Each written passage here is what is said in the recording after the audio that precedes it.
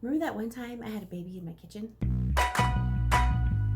I had a doula. This is my second baby. My first labor was pretty hard and I knew I wanted to do it different this time. So I wanted no medications and hired a doula and got midwives. And we had planned to go to the hospital and planned an induction actually a week early due to all this COVID-19 stuff. I wanted to get in and out of the hospital and do my water birth sooner than later. So luckily the morning the induction was scheduled, I had my own contractions. So I didn't have to go in, didn't have to get the Pitocin. I was very relieved. When I called the midwife, she said, sure, labor at home as long as you want. You'll know when it's time to come into the hospital. And I said, okay. So I called my doula and she said, oh, you're so calm between the contractions. Just give me a call when you feel like they're getting harder. So I woke up at 6 a.m. with pretty light contractions. And then about 5 p.m. they started to get a little bit, not terrible, but I didn't have anything to compare them to because I had an epidural last time. So my husband said, okay, I'm going to call the doula. And as soon as he said that, I knew we were going to make it to the hospital because she said the same thing. You're so calm and you're talking. Let's just put me on video chat because we weren't allowed to bring anyone else to the hospital. I had to pick between my mother, my husband, and my doula. So I chose my husband. So the doula was going to Skype with us while we were in the hospital. So she Skyped with us here and talked me through a few contractions and still said, oh, I think you're early. You've got a couple of hours. You can go, if you want to, but I'd recommend staying at home longer. And then she saw me have another contraction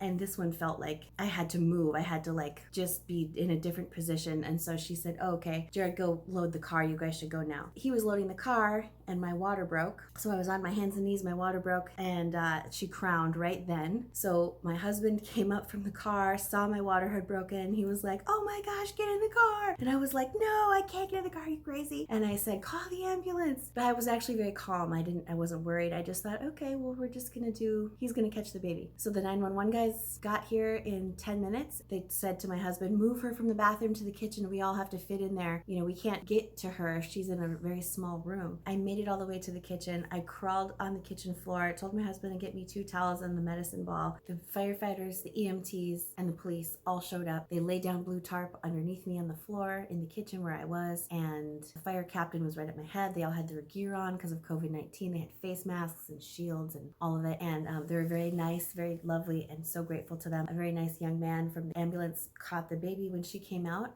Everything was fine. One last push, her head was out, and then her body just came out after that, and I delivered the placenta. She nursed right away. It was basically 6 contractions from the time my water broke in the bathroom to getting to the kitchen to have her coming out. So that is my story of how I had a baby on the kitchen floor.